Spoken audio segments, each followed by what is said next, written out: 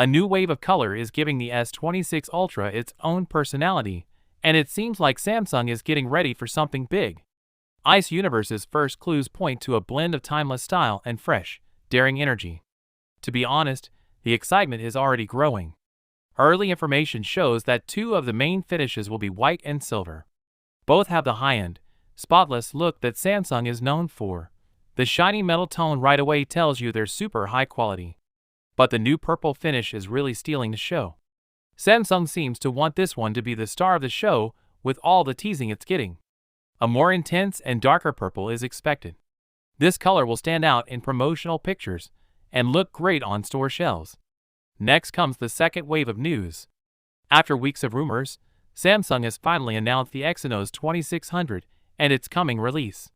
Our first official look was given to us by a short teaser film. It starts with Samsung saying that older Exynos chips weren't perfect with the line. In silence, we listened. Then, it moves into self-assuredness with phrases like, refined at the core, and optimized at every level. Early tests show that the Exynos 2600 can compete with the Snapdragon 8 Elite Gen 5. It's likely to be the first 2nm smartphone chipset released for sale. Samsung plans to release this chip with the Galaxy S26 lineup, but it won't be available everywhere. The S26 Ultra is going to give you a new personality with a new signature color and next-generation chipset.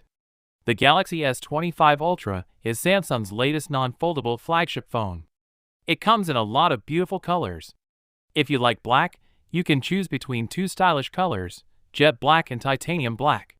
Titanium black has a black panel with a silver frame, and jet black has a fully black panel and frame. Each one looks and feels very different. The different shades among black people even tell their own stories. But with the Galaxy S26 Ultra, the brand's next top phone that doesn't fold, things might get even more interesting. Ice Universe said on X that the Galaxy S26 Ultra's black version will have a black frame, unlike the S25 Ultra's titanium black, which had silver. This change is small but makes a big difference. It makes the displayed borders look bolder and more defined. Just because of that, doesn't mean Samsung is restricting your options.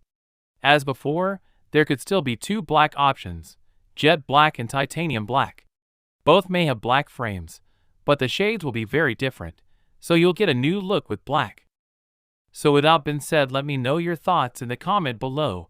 If you are new here, please subscribe. Peace out.